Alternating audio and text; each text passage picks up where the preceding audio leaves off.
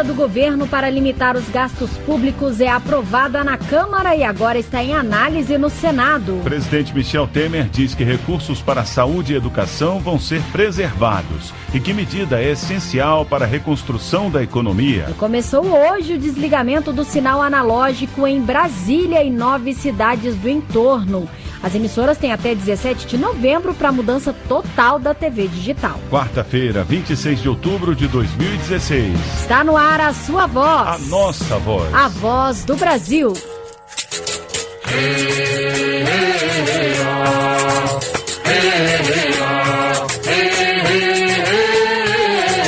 Voz do Brasil. Boa noite, aqui no estúdio da Voz do Brasil, eu, Luciano Seixas e Ellen Bernardes.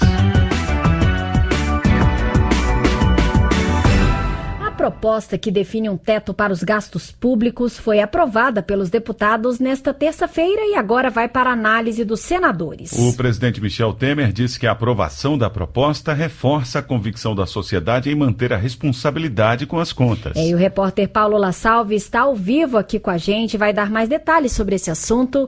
Boa noite, Paulo. Bem, o presidente Temer comemorou aí essa primeira vitória no Congresso, né, Paulo? Comemorou sim, Ellen. Boa noite. O presidente se manifestou por meio do porta-voz, Alexandre Parola, logo após a aprovação da proposta na Câmara. Michel Temer agradeceu ao Congresso Nacional e voltou a dizer que os gastos com saúde e educação estão preservados.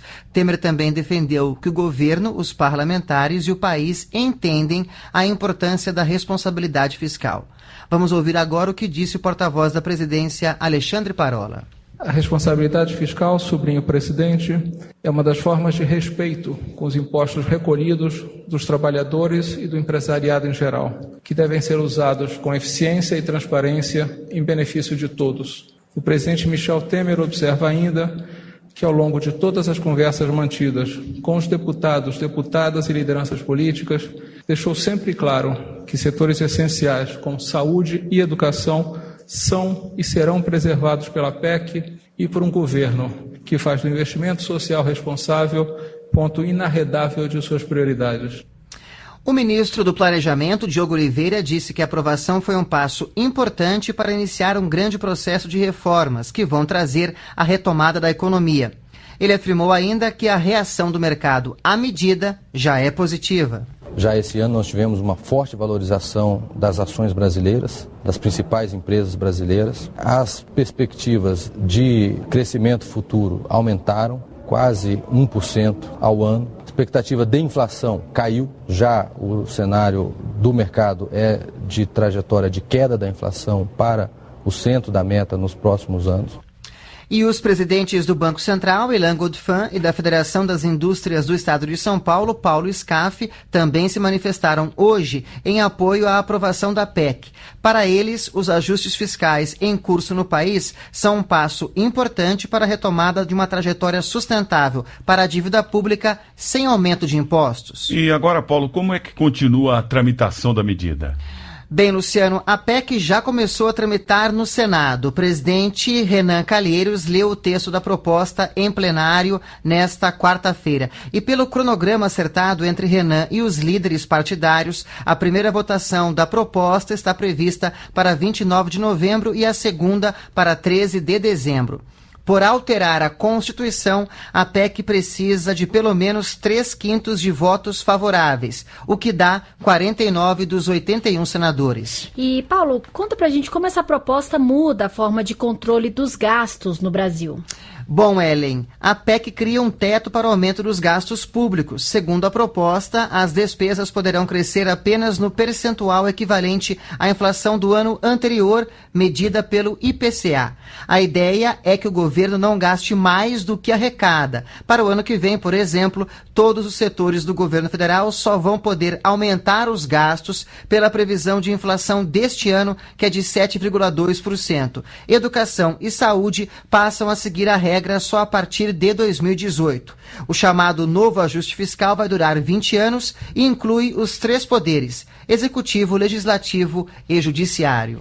Obrigada, Paulo La Sálvia, pelas informações ao vivo aqui com a gente. E um dos objetivos de criar um limite para o crescimento dos gastos públicos é retomar a geração de empregos no Brasil. Os dados divulgados hoje pelo Ministério do Trabalho apontam que o país continua perdendo postos com carteira assinada. Em setembro, foram menos 39 mil. O saldo é negativo, mas é menor do que os 95 mil empregos formais perdidos em setembro do ano passado. Além disso, o comércio e a indústria da transformação apresentaram um saldo positivo na geração de emprego em setembro.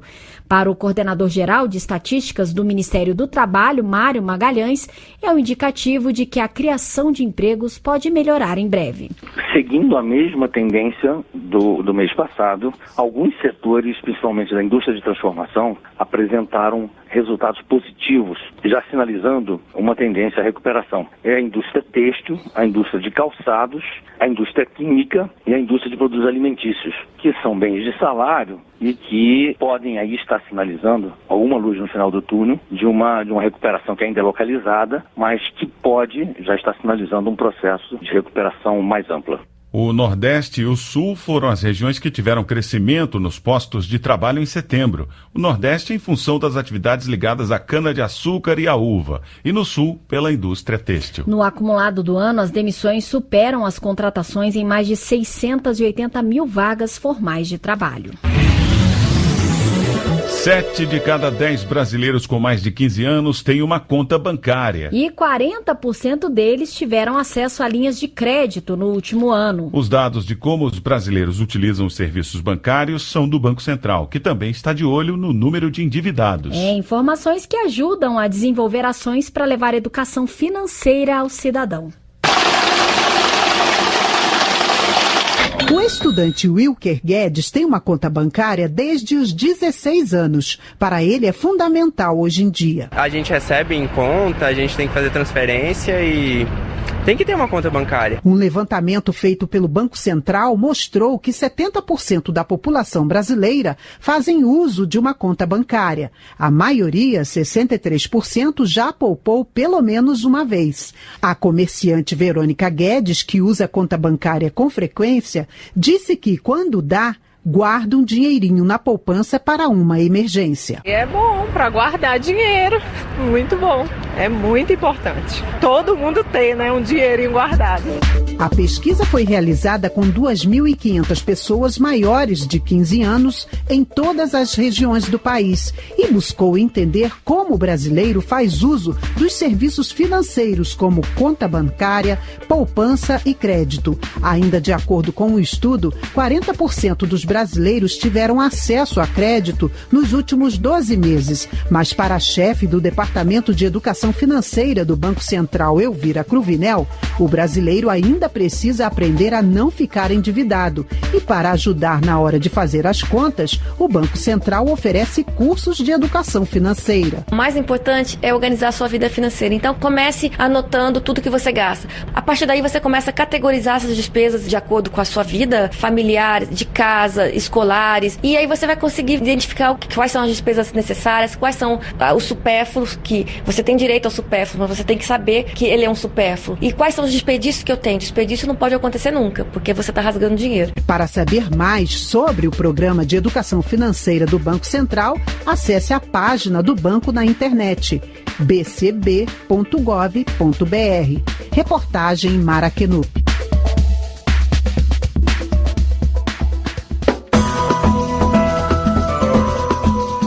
Sete e 9 no horário brasileiro de verão.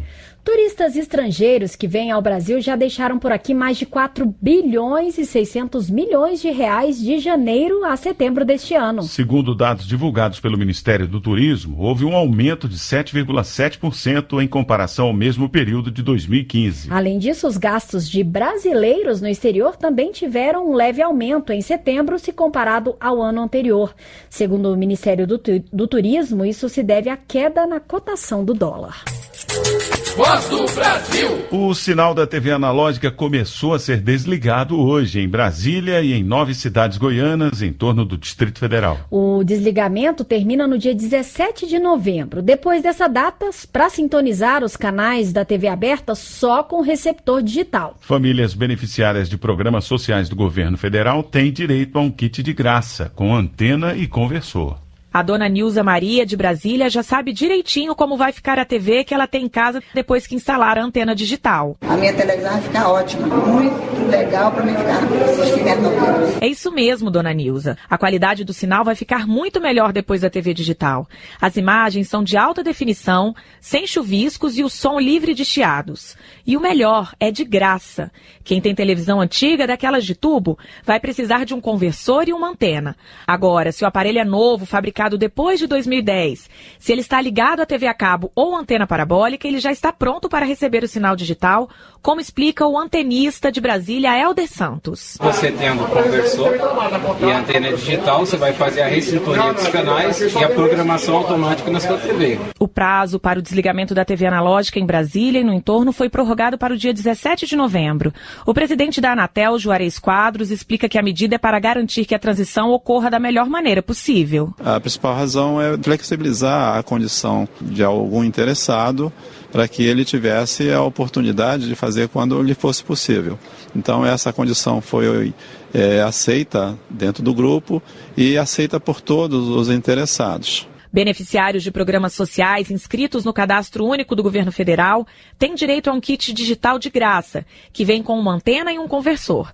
O equipamento continua disponível mesmo depois de iniciado o desligamento da TV analógica.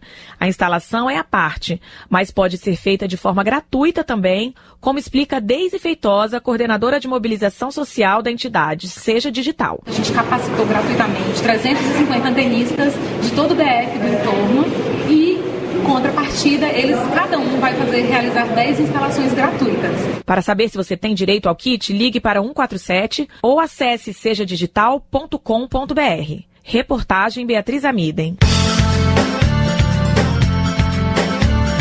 Ontem a gente falou aqui na Voz do Brasil que testes rápidos para o diagnóstico da Zika vão chegar aos postos de saúde até o final de novembro. E o governo está preparando várias frentes para combater essa doença. Vai investir também em novas pesquisas e, é claro, na conscientização dos brasileiros para acabar com o mosquito transmissor. Só neste ano foram registrados mais de 200 mil casos de Zika no Brasil. O número crescente de casos de microcefalia em Pernambuco no ano passado despertou o interesse da neuropediatra Ana Vanderlinden. A médica que atua em um Instituto de Medicina do Estado conta que o aumento repentino dos casos chamou a atenção dela e da filha, que também é neuropediatra em Recife. Num período de 10 dias, eu vi no hospital que eu trabalho 9 crianças com uma cabeça muito pequena. Esse número era exatamente o que a gente via, às vezes, num ano. O trabalho da médica em Recife reforçou as evidências de uma relação entre a microcefalia e o vírus Zika. Nesta quarta-feira, a neuropediatra participou do primeiro encontro da Renezika, a Rede Nacional de Especialistas em Zika e Doenças Correlatas, realizado em Brasília. Criada pelo Ministério da Saúde, a rede quer integrar gestores, pesquisadores e representantes da sociedade civil.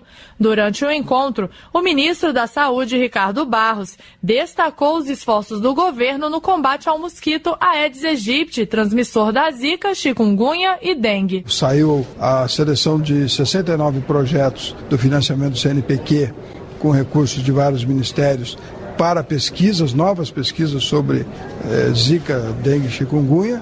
Estamos mobilizando todo o setor público, o Exército, Forças Armadas, escolas, todo o setor que possa nos ajudar a mobilizar a população, sensibilizar a população. Os casos de microcefalia, segundo o ministro Ricardo Barros, tiveram uma redução de 85%. Reportagem Gabriela Noronha.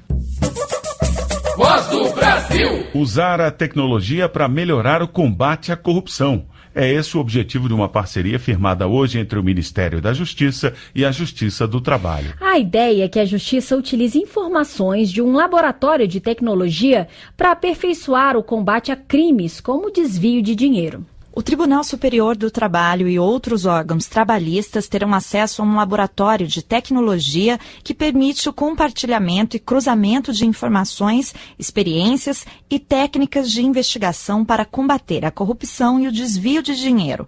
É o que explica o ministro da Justiça e Cidadania, Alexandre de Moraes. A possibilidade do Tribunal Superior do Trabalho, e na verdade agora da Justiça do Trabalho, poder contar com um laboratório de lavagem de dinheiro é importantíssimo não só para a Justiça do Trabalho, Ives, mas para toda a rede de laboratórios que atua na questão de localização de valores, na recuperação de valores, na questão da lavagem de dinheiro. Segundo o ministro Alexandre de Moraes, a medida vai trazer mais agilidade na investigação, na análise de dados financeiros e na identificação de crimes como criação de empresas de fachada e lavagem de dinheiro. Para o presidente do Tribunal Superior do Trabalho, o ministro Ives Gandra Martins, a RedLab permitirá mais efetividade da execução trabalhista, especialmente no que diz respeito às empresas que insistem em não cumprir as decisões em prol dos trabalhadores. Aquele que entrou com ação na Justiça do Trabalho,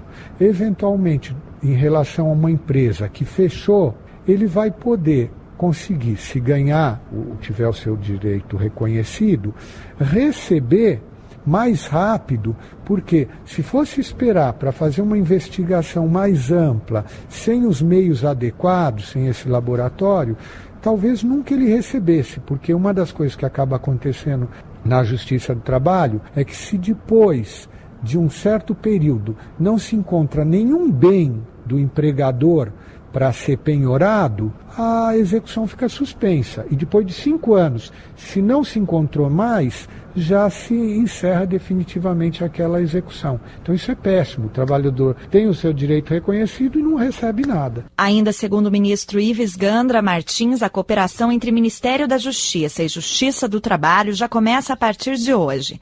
Reportagem Carolina Becker.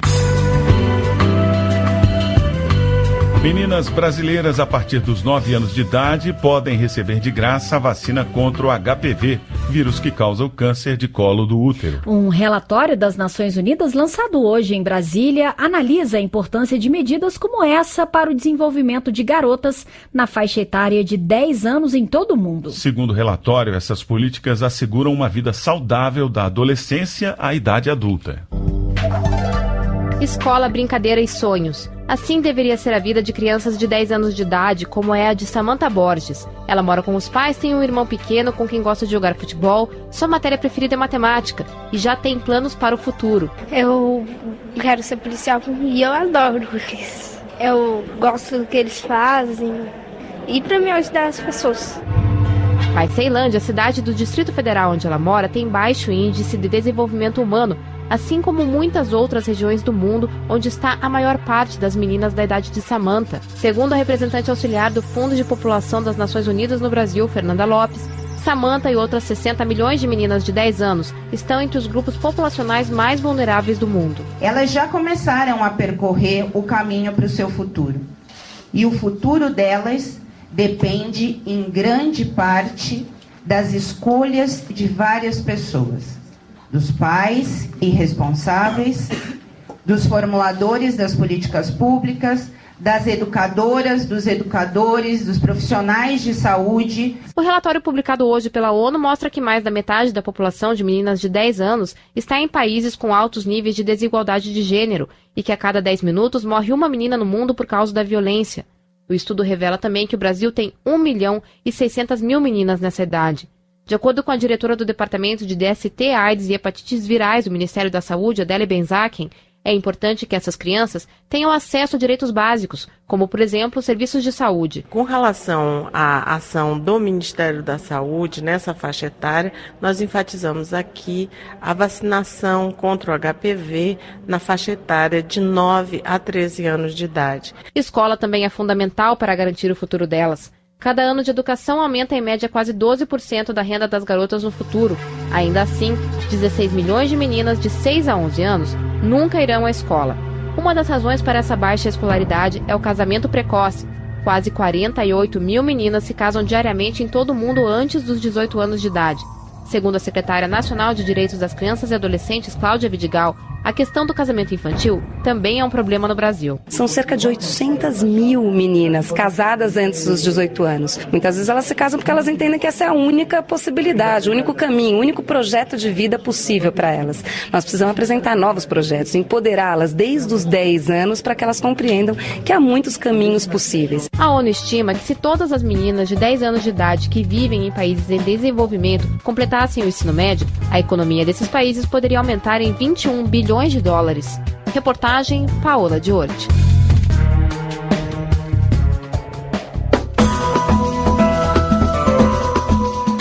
Sete e 20 no horário brasileiro de verão. Projetos que contribuíram para a melhoria da educação e da ciência foram premiados hoje pela Coordenação de Aperfeiçoamento de Pessoal de Nível Superior do Ministério da Educação. Foram selecionadas 12 personalidades que se destacaram com suas ações nos últimos 5 anos. Antônio Cardoso do Amaral é professor de uma escola em Cocal dos Alves, no interior do Piauí.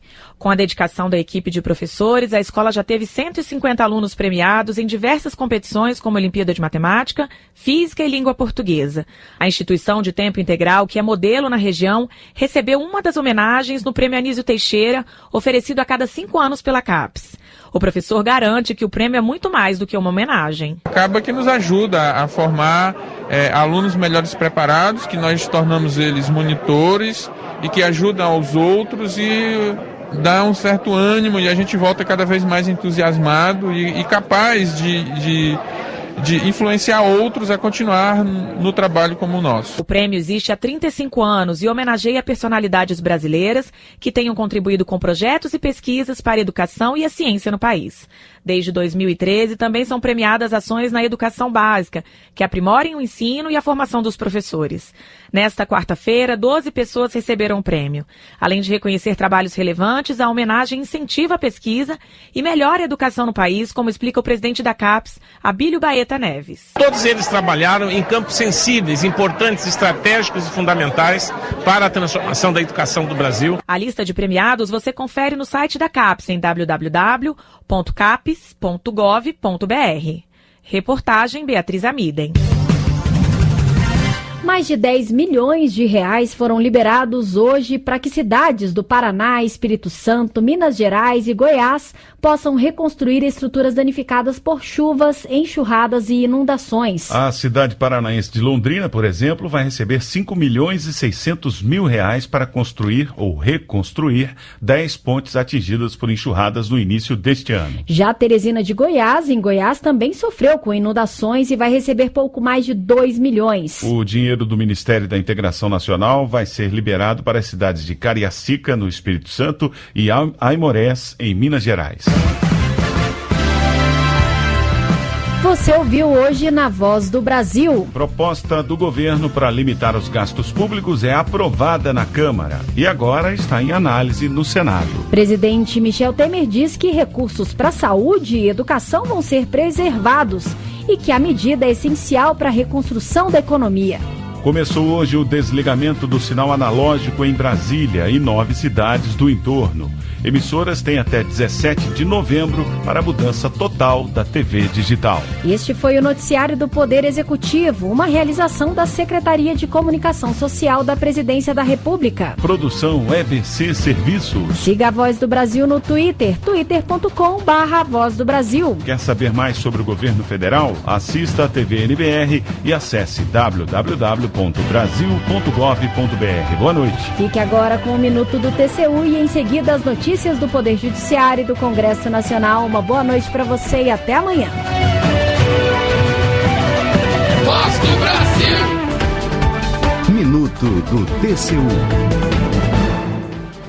O Tribunal de Contas da União realizou hoje a cerimônia de entrega do seu grande colar do mérito. Foi homenageado o nadador Daniel Dias, que ganhou 9 medalhas nos Jogos Paralímpicos Rio 2016. A comenda também foi para a Abrace, Associação Brasileira de Assistência às Famílias de Crianças Portadoras de Câncer e Hemopatias, fundada em 1986, no Distrito Federal. Outro homenageado foi o ministro emérito do TCU, Valmir Campos, Campelo, que presidiu a casa no biênio 2003-2004. Os juristas José Manuel de Arruda e Maria Silvia Zanella de Pietro, além do engenheiro Miklos Vazarelli, também receberam o grande colar do mérito do TCU, que condecora personalidades por seus méritos excepcionais. TCU, fiscalização a serviço da sociedade.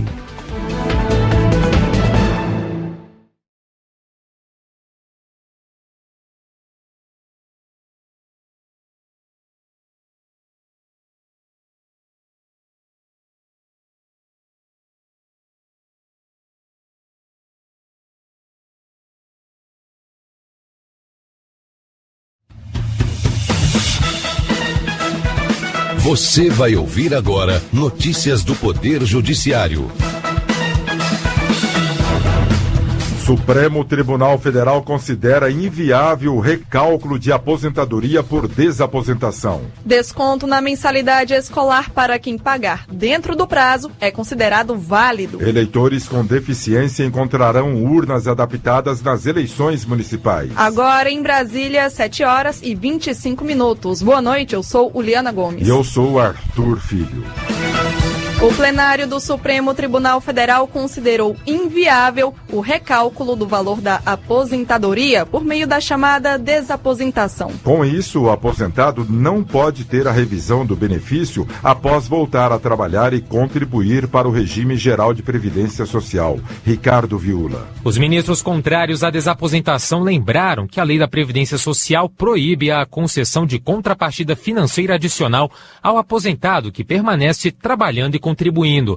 Ao votar, o ministro Gilmar Mendes destacou o possível impacto orçamentário da desaposentação para os cofres públicos. Registro do levantamento realizado pela Advocacia Geral da União, estima-se um aumento mensal da despesa previdenciária no montante aproximado de R$1 bilhão. Por 7-4, o plenário do STF entendeu que só o Congresso Nacional pode alterar a legislação sobre o tema. Com o julgamento de hoje, a decisão do Supremo Tribunal Federal passa a valer para todos os casos semelhantes nos tribunais de todo o país. Conceder desconto na mensalidade escolar para quem paga dentro do prazo não é prática abusiva. A decisão é do Superior Tribunal de Justiça ao julgar a ação movida pelo Ministério Público de São Paulo contra a instituição privada de ensino. Fátima Uchoa. Segundo o MP, trata-se de um desconto fictício, porque no valor nominal da mensalidade estaria embutida uma multa moratória camuflada. O Tribunal de Justiça paulista aceitou os argumentos e a instituição de ensino recorreu ao STJ. Para o relator ministro Marco Aurélio Belize, o abono por pontualidade é um indiscutível benefício ao consumidor. Segundo o ministro, uma das variáveis que interferem no valor da anuidade é o nível de inadimplência, e a proibição do desconto significaria dar tratamento igual a todos os alunos, prejudicando a quem paga em dia. Faltam apenas 4 dias para o segundo turno das eleições municipais. Eleitores com deficiência podem ser auxiliados por alguém na hora de votar e encontrarão urnas adaptadas. Jane Costa. O eleitor com deficiência ou mobilidade reduzida que informou à Justiça Eleitoral a necessidade de votar em sessão especial contará com local adaptado. Além disso, todas as urnas eletrônicas utilizadas nas eleições estão adaptadas com teclas em braille. No caso da pessoa com deficiência visual, o mesário poderá habilitar o sistema de áudio da urna para ajudar esse eleitor na hora do voto. Indígena deve receber indenização porque foi impedida de fazer prova do Enem. A menina teve o documento de identidade emitido pela Fundação Nacional do Índio rejeitado pelos fiscais. Ana Gouveia. O Instituto Nacional de Estudos e Pesquisas Educacionais Anísio Teixeira alegava que a identidade indígena não substitui o registro civil oficial, mas o Ministério Público Federal sustentou que se presume que o conteúdo é verdadeiro. E para o MPF, a indígena sofreu frustração e humilhação ao ter o documento rejeitado. A terceira turma do Tribunal Regional Federal da Terceira Região acolheu os argumentos e determinou que a instituição pague R$10 mil à menina. Justiça do Espírito Santo condena a empresa aérea a indenizar em R$32 mil passageiro com deficiência. Ele afirma que ficou sentado no asfalto sem a cadeira de rodas por 45 minutos. Johnny Luna. A cadeira de rodas do passageiro foi desmontada no aeroporto de Brasília e, ao chegar em Vitória, não havia nenhum técnico da companhia para montá-la. Além do passageiro ter ficado quase 1 hora no chão sem qualquer informação de funcionários, teriam ocorrido danos na cadeira de rodas, que ficou inutilizável. Justiça do Rio de Janeiro nega arquivamento do processo de nadador norte-americano. Ele denunciou um falso crime ao afirmar para a polícia que tinha sido vítima de assalto durante a Olimpíada Rio 2016. A defesa argumentou que as investigações iniciaram a partir de notícia veiculada na mídia e não pela comunicação do falso crime. Para a juíza, o nadador teve a oportunidade de esclarecer os fatos em depoimento, mas preferiu sustentar a mentira. Você acompanha outras notícias do Poder Judiciário em 104,7 FM para o Distrito Federal e em torno e também pela internet. Acesse www.radiojustiça.jus.br e siga pelo Twitter. twitter.com/radiojustiça. A você, uma boa noite. Boa noite. Notícias do Poder Judiciário, uma produção da Rádio Justiça, Supremo Tribunal Federal.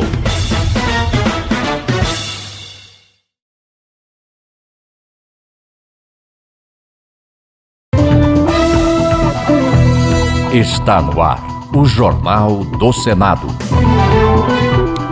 PEC que limita gastos públicos chega ao Senado. Renan Calheiros confirma a votação até dezembro. Lindbergh Farias afirma ser necessário investimentos públicos para promover crescimento da economia. E Rose de Freitas critica a oposição por distorcer conteúdo das propostas de ajuste de gastos do governo. Cátia Abreu defende criação de agência de desenvolvimento do Mato Piba. Estes são os destaques de hoje do Jornal do Senado, que começa agora. Boa noite. Boa noite. O presidente do Senado confirma a votação da proposta que limita os gastos públicos até o início de dezembro. Renan Calheiros anunciou ainda a apresentação de recursos ao Supremo Tribunal Federal contra a ação da Polícia Federal. As informações ao vivo com a repórter Érica Christian. Boa noite, Érica. Boa noite, Vladimir. Após a aprovação nesta terça-feira, o presidente da Câmara, deputado Rodrigo Maia, do Democratas do Rio de Janeiro, entregou pessoalmente ao presidente do Senado, Renan Calheiros, do PMDB de Alagoas, a proposta que limita o aumento dos gastos públicos à inflação. Renan Calheiros reafirmou o compromisso do Senado de aprovar a proposta rapidamente ao citar o calendário que prevê a votação e a discussão em 2 semanas na Comissão de Constituição e Justiça e o primeiro turno no plenário no dia 29 e o segundo no dia 13 de dezembro. Eu fiz a leitura, estou trabalhando para que nós não tenhamos nenhum problema com relação ao calendário que nós aprovamos, porque a apreciação dessa PEC é a única sinalização que nós poderemos dar com relação ao futuro do Brasil. Renan Calheiros anunciou ainda que a Advocacia do Senado já entrou com uma ação no Supremo Tribunal Federal contra uma operação da Polícia Federal que prendeu 4 policiais legislativos já soltos. O Senado questiona o fato de a investigação não ter sido autorizada pelo Supremo, por isso pede a anulação de seus efeitos, além da devolução dos equipamentos usados para detectar grampos ilegais nas dependências do Senado e nas residências e escritórios de senadores. O Senado entrará com uma representação no Conselho Nacional de Justiça contra o juiz Valisney Oliveira, que autorizou a operação. Apesar das ações judiciais, o presidente do Senado negou qualquer desentendimento com o judiciário. Eu fico melhor, já disse para vocês, no papel de bombeiro. Eu não fico bem no papel de piromaníaco. E eu quero colaborar para que essa centelha não se transforme num grande incêndio. Nós estamos fazendo exatamente o que sempre fiz nessas horas: recorrer ao Supremo Tribunal Federal. Recorrer no processo legal, pedindo reparos ao descumprimento de preceitos fundamentais. É isso que nós estamos fazendo. Renan Calheiros cobrou da Câmara dos Deputados a aprovação de uma proposta que acaba com a aposentadoria compulsória para magistrados e procuradores condenados por improbidade administrativa, até que foi aprovada em 2013 pelo Senado. Para o Jornal do Senado ao vivo, Érica Christian. O senador Lindbergh Farias, do PT do Rio de Janeiro, espera que no Senado Federal seja diferente o resultado da votação da proposta de emenda à Constituição que limita os gastos públicos, aprovada ontem em segundo turno na Câmara dos Deputados. Na opinião dele, essa proposta é o desmonte do bem-estar social do país, prejudicando de forma profunda a saúde e a educação. Lindbergh entende que, nesse momento de crise e recessão, o caminho para o país voltar a crescer é exatamente aumentar o investimento público. Então eu espero que aqui no Senado Federal o resultado seja outro, até porque está havendo muita mobilização no país. É impressionante nas redes sociais como as pessoas acordaram para esse debate, estudantes, professores, profissionais da área de saúde. Infelizmente, a aprovação dessa PEC 241 colocará o Brasil no processo de profunda estagnação. Já a senadora Rose de Freitas, do PMDB do Espírito Santo, criticou a oposição por tentar a todo custo passar para a sociedade a ideia de que o governo atual vai acabar com o país e com os programas sociais, como se o desajuste econômico não tivesse relação alguma com as gestões anteriores. Rose de Freitas lamentou que a oposição, ao mesmo tempo que diz que será o povo quem pagará a conta do ajuste, não faça qualquer menção aos desvios de dinheiro público em empresas estatais por causa da corrupção. Segundo ela, os programas sociais continuarão, mas o país terá de ajustar os gastos à receita. Por isso, reformas como a da Previdência e a proposta de emenda à Constituição que limita o aumento de gastos públicos são importantes. Aqueles estudantes que foram lá para o Ciências Sem Fronteira, aqueles que precisavam usufruir do FIES, tudo isso já estava sem pagamento, pauta suspensa, compromissos negados, nada se cumpria mais e a agenda só ficava no débito. Que pegou o presidente da República atual? Débitos, dívidas. É preciso passar a zero. Vai conseguir fazer tudo? Não vai. Mas vai começar o Brasil novamente. E esse Brasil tem que ser refeito com a letra da verdade. Não dá para ser feito com a maquiagem que até hoje perdurou e com a qual muitas vezes o Congresso se contracenou. O senador José Medeiros, do PSD, comemorou o avanço de Mato Grosso no ranking de competitividade dos estados organizado pelo Centro de Liderança Pública em parceria com a consultoria Tendências e a Economic Intelligence Unite. O estado subiu da 11ª posição em 2014 para a 10ª em 2015, graças a avanços no setor de infraestrutura, informou o senador. No quesito infraestrutura, segundo José Medeiros, o estado melhorou 10 posições entre 2014 e 2015, graças aos avanços no acesso à energia elétrica, no custo da energia e dos combustíveis, na mobilidade urbana e na qualidade das rodovias. O fato de termos melhorado nossa pontuação no ranking de competitividade dos estados, justamente por um avanço na infraestrutura, é muito significativo, porque, como todos sabemos, a infraestrutura é a base do desenvolvimento socioeconômico. Sem infraestrutura, tudo o mais fica comprometido.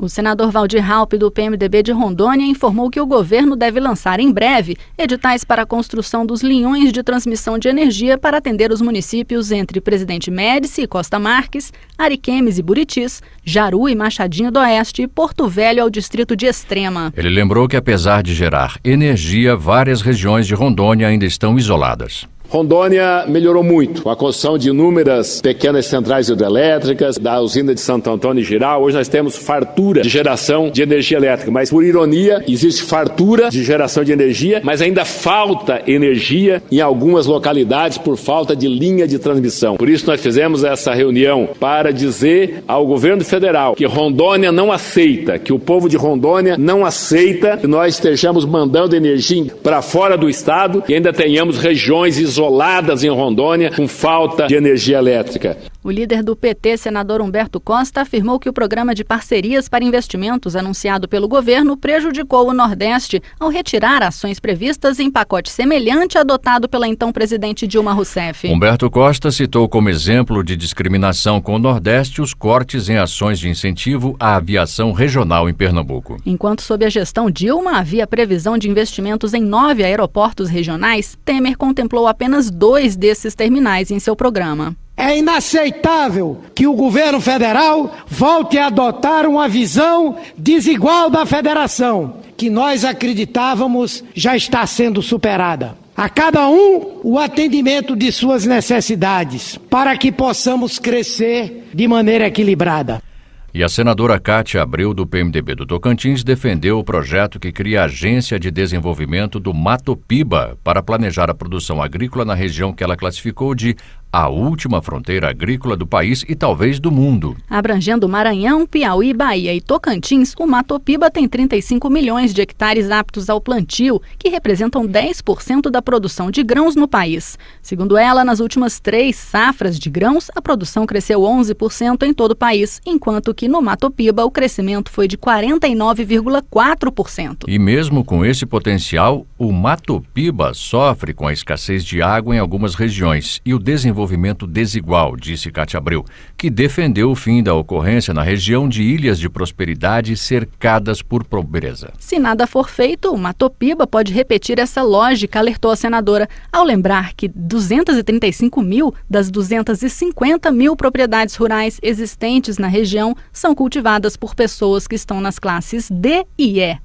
Amigos, nós estamos preocupados com a pesquisa, inovação e tecnologia no Matopiba. Nós queremos gerar emprego, nós queremos criar uma forte classe média rural através de extensão rural, de assistência técnica, de qualificação profissional e o mais importante, criando e fortalecendo cooperativas e associações para que os nossos pequenos produtores possam comprar melhor os insumos e vender melhor os seus produtos.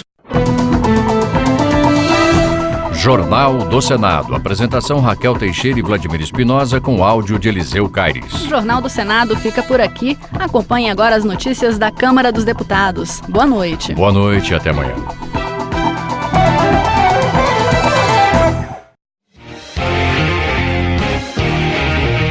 Jornal Câmara dos Deputados. Defensores de vaquejada querem votação de PEC para manter a prática. Comissão especial autoriza reajuste para policiais federais e rodoviários. Teto de gastos passa na Câmara e mantém polêmica sobre seus efeitos. Boa noite.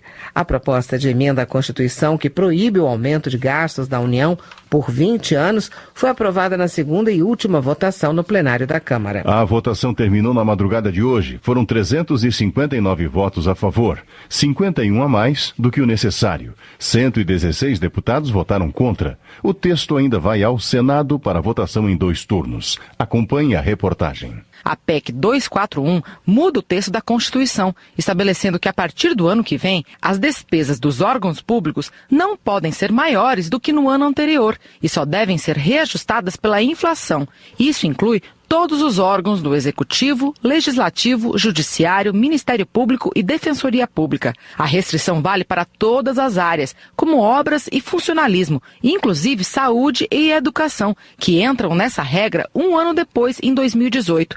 Estão fora dos limites alguns tipos de despesas, como transferências do governo federal para estados e municípios, realização das eleições e complementação ao Fundeb, Fundo de Desenvolvimento da Educação Básica.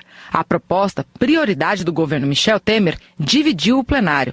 Para o líder do PSDB, Antônio Embaçaí, a mudança vai trazer equilíbrio às contas públicas. Ela tem a característica da responsabilidade com o uso do dinheiro público, evitar a gastança desenfreada que aconteceu no passado e que trouxe esse grave desequilíbrio nas contas públicas. Essa PEC vai na direção da reconstrução da economia brasileira, na busca incessante de gerar emprego e renda para a população brasileira. Mas para os partidos de oposição, o governo deveria buscar dinheiro de outras formas, como criando o imposto sobre grandes fortunas e cobrando os grandes devedores de impostos. O deputado Pompeu de Matos, do PDT gaúcho, disse que com a PEC vai faltar dinheiro para as áreas sociais. Ela não é o que estão falando, que simplesmente ajusta as contas públicas. Ela congela o dinheiro da saúde e congela o dinheiro da educação. Os mais velhos, especialmente os pobres que vão precisar de cirurgia eletiva, médico, remédio, hospital, vão pagar essa conta. São longos 20 anos que vão pagar. Os jovens, a mesma coisa. O deputado Glauber Braga, do PSOL do Rio de Janeiro, destacou que várias entidades, como a Procuradoria-Geral da República e a Confederação Nacional dos Municípios, são contra a PEC e lista possíveis danos que ela poderia trazer caso estivesse em vigor há mais mais tempo. Se essa PEC já tivesse sido aprovada no ano de 2006 a 2015, haveria uma perda para a saúde pública brasileira de 178 bilhões, para a educação brasileira de 321 bilhões. O mínimo, se essa PEC tivesse válida desde 98, seria hoje de R$400. Mas o deputado Marcos Pestana, do PSDB mineiro, contesta que as áreas sociais vão perder dinheiro. Não há congelamento de gastos. Está protegendo os mais pobres, que seriam sacrificados com o aumento do desemprego, da inflação e a falência das políticas públicas, e está protegendo a juventude, que nós não temos o direito de entregar um país com um sistema previdenciário insustentável e uma dívida impagável. Manifestantes contrários à proposta chegaram a entregar um abaixo-assinado com mais de 300 mil assinaturas contra a PEC ao presidente Rodrigo Maia. Parte deles foi retirada da galeria onde assistia à sessão por estar gritando palavras de ordem. O debate e a votação da PEC 241 durou quase 14 horas. Para virar lei, a proposta que limita os gastos públicos por 20 anos ainda precisa passar por 2 votações no plenário do Senado. Da Rádio Câmara de Brasília, Dini Moraes. Votação. A Câmara aprovou em segundo turno a proposta que congela os gastos da União pelos próximos 20 anos.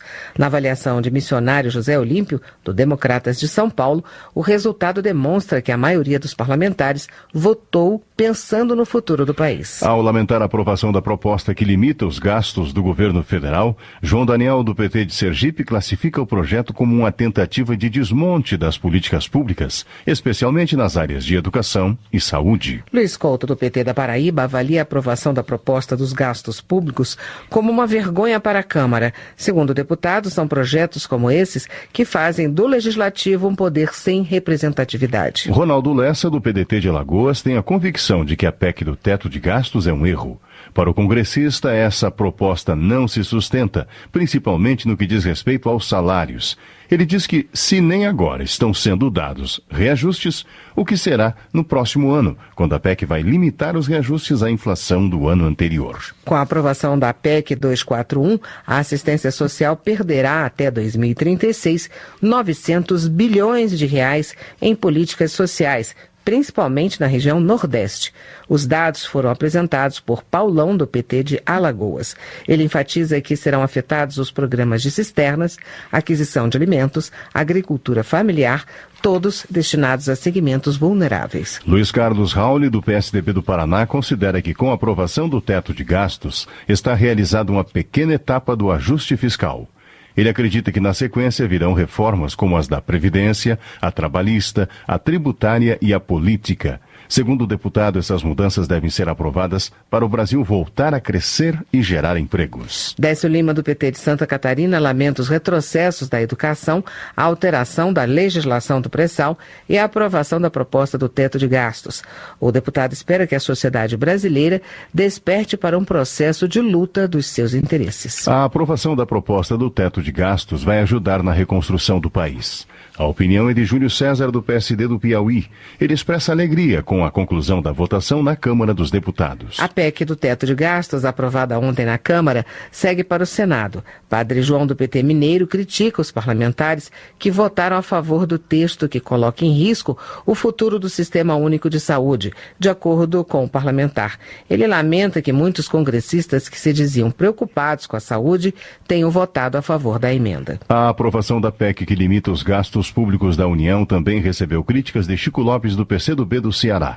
De acordo com o parlamentar, a proposta pretende determinar aos governadores o que será gasto nas próximas 2 décadas.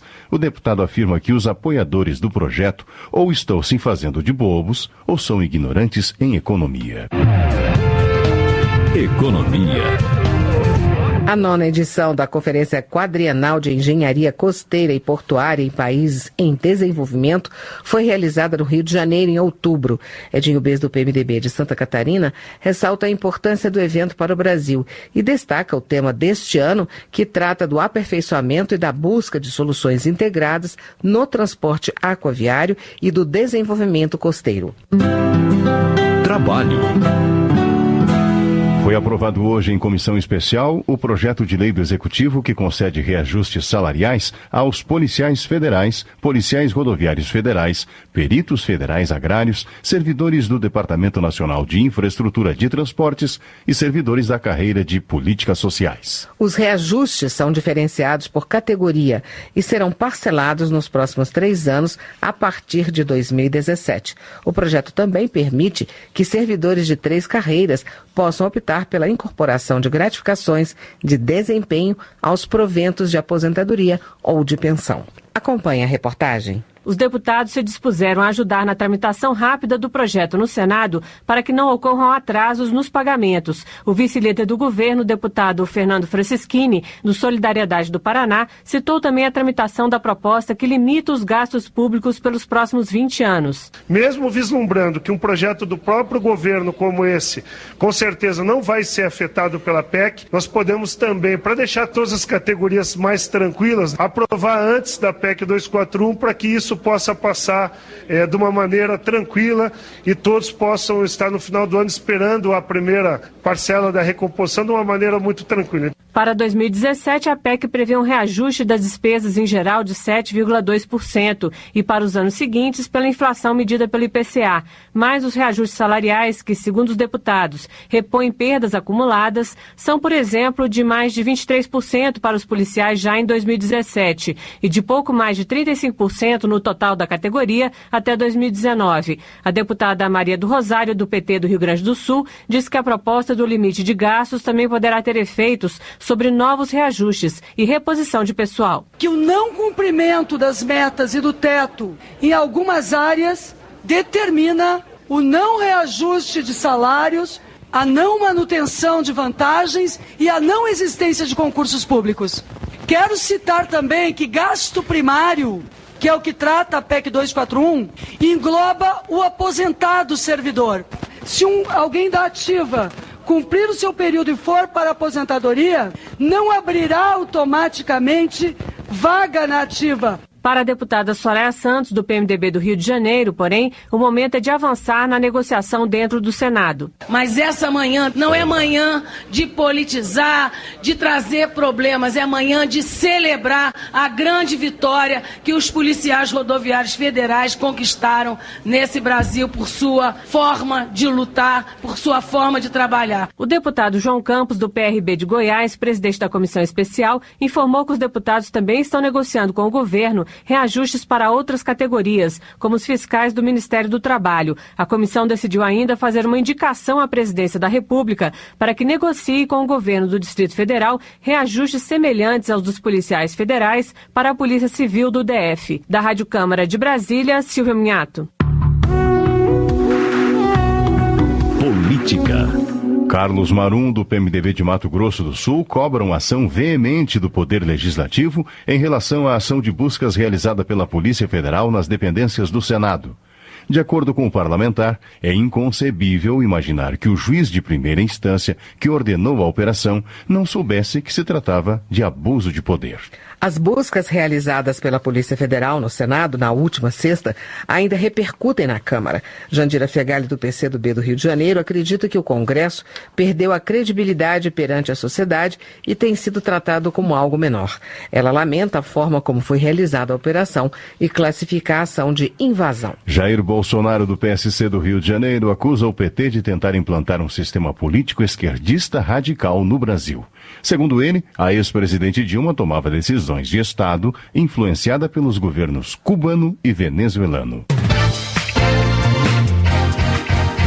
A comissão especial que irá discutir a reforma política foi instalada nesta semana com a eleição do presidente e vices, além da escolha do relator. Temas como financiamento de campanha, se público, privado ou misto, e sistema eleitoral deverão ser os primeiros itens a serem discutidos pelos parlamentares. Acompanhe mais detalhes na reportagem. O financiamento de campanha e o sistema eleitoral, se o voto será distrital ou em lista fechada, por exemplo, serão as prioridades da Comissão Especial da Reforma Política. Essa é a opinião do presidente, deputado Lúcio Vieira Lima, do PMDB baiano, e do relator, deputado Vicente Cândido, do PT paulista. A comissão foi instalada nesta terça-feira com a eleição do presidente e vices, além da escolha do relator. Para Vieira Lima, outros temas podem virar prioritários ao longo das discussões. A prioridade é a questão do financiamento de campanha e o sistema eleitoral, né? O que não quer dizer que outros temas não surjam e no decorrer da comissão eles venham a se tornar prioridades. Segundo Vicente Cândido, a decisão do Supremo Tribunal Federal de proibir o financiamento empresarial em setembro de 2015, junto com o recorde de abstenções na eleição municipal de 2016,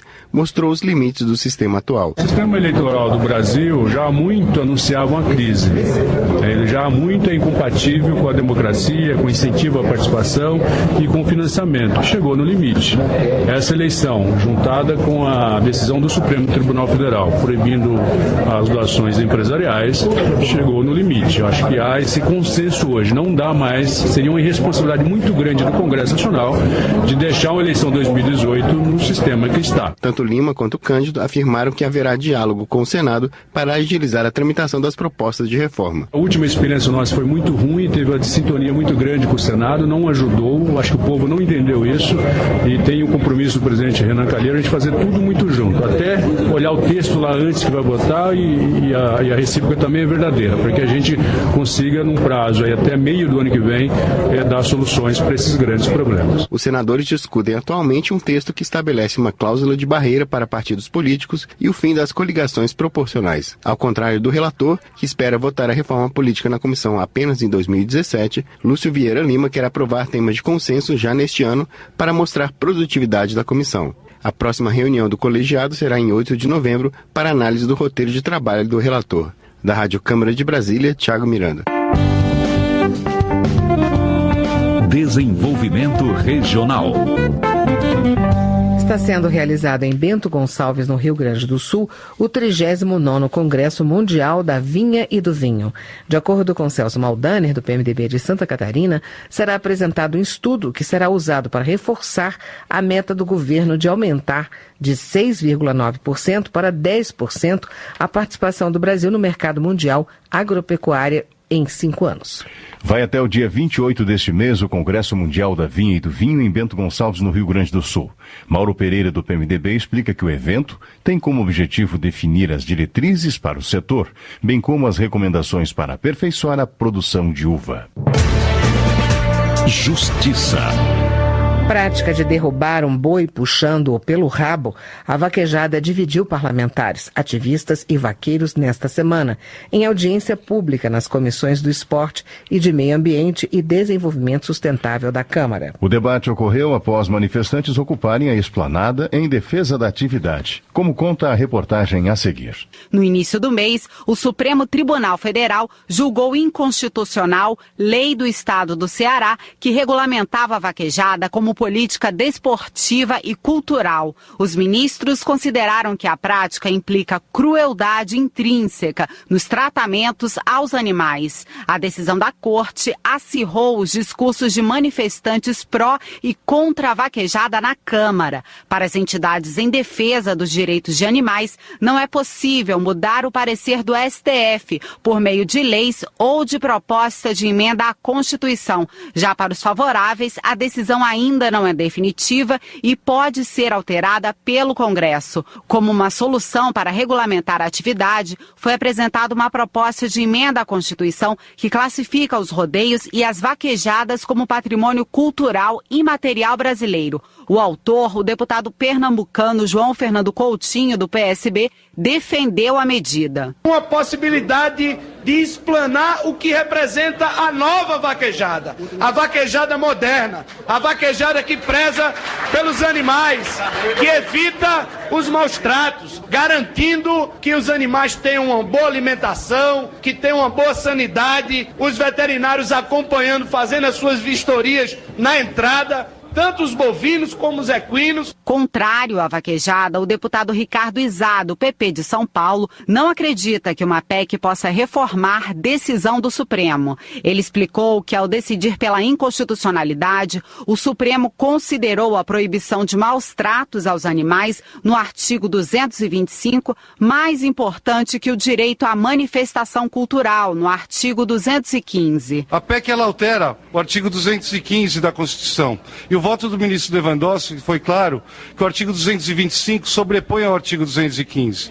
Então, vai nascer morta essa PEC, porque nós vamos fazer o mandato de segurança e vamos mostrar a inconstitucionalidade dessa PEC. Contrário à decisão do STF, o deputado Arthur Oliveira Maia, do PPS baiano, criticou a restrição à vaquejada. Parece que se trata de um fato discriminatório, porque a vaquejada é esporte do povo humilde do sertão nordestino. E isso não passa de um preconceito arrogante. Para o coordenador da Frente Parlamentar Ambientalista, deputado Ricardo Trípoli, do PSDB de São Paulo, respeitar a decisão do STF é uma forma de evitar que no futuro sejam consideradas ilegítimas outras atividades que envolvam a participação de animais. Nós tivemos o problema da rinha de galo, nós tivemos o problema da farra do boi.